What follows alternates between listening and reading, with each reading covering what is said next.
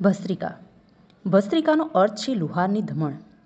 જે રીતે લુહારની ધમણની મદદથી અગ્નિને પ્રજ્વલિત કરીને લોખંડને શુદ્ધ કરે છે, તે જ રીતે ભસ્ત્રિકા પ્રાણાયામની ક્રિયા બ્લોકેજને દૂર કરીને શરીરની નાડીઓને શુદ્ધ કરે છે.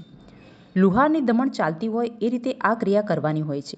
તે ફેફસાના ટોક્સિન એટલે કે ઝેરી તત્વો દૂર કરીને ફેફસાને મજબૂત કરે છે. આના ફાયદા: અસ્થમા, દમ, શ્વાસનળીનો સોજો, સાઇનસ, પિત્ત, કફ અને વાતથી થતા દર્દોનો નાશ થાય છે. થાઇરોઇડ, ગળામાં કાકડા કે સોજો મટે છે. આ પ્રાણાયામથી શરીરમાં તાત્કાલિક ગરમી આવે છે. ઠંડીથી ધ્રુજતા માણસને તરત જ ધ્રુજારી બંધ કરાવી શકે છે. મગજ શાંત થતાં માનસિક શાંતિ મળે છે. વિચારો ઓછા આવે છે. તણાવ મુક્ત થવાય છે. કોલેસ્ટ્રોલ નિયંત્રિત કરે છે. ચહેરા પર તેજસ્વીતા આવે છે.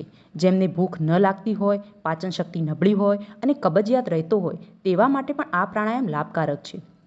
સાવધાની પણ જરૂરી છે. સાવધાની: હાઈ બ્લડ પ્રેશર અને હૃદયરોગના દર્દીએ આ પ્રાણાયામ ધીમી ગતિએ અને ઓછું કરવું. કફ કે સાઇનસથી નાક બંધ હોય ત્યારે પહેલાં નાડી શોધન કે અનુલોમ વિલોમ કર્યા બાદ ભસ્ત્રિકા કરવું. પેટ ખરાબ હોય ત્યારે પણ આ પ્રાણાયામ કરવું નહીં. ધન્યવાદ.